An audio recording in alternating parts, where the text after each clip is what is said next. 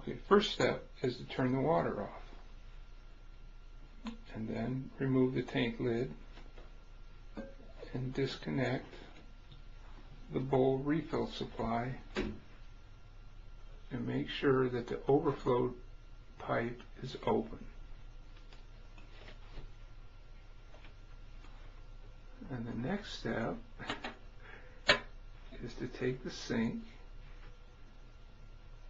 the new sink, attach the water supply to the Balcock valve, place the drain in the overflow pipe,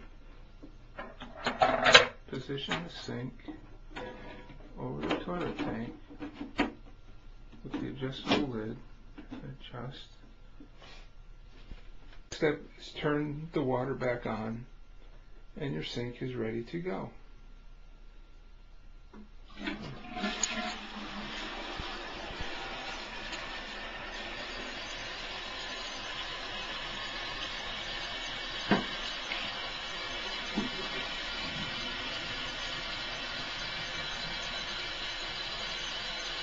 the sink turns off automatically as the tank fills up.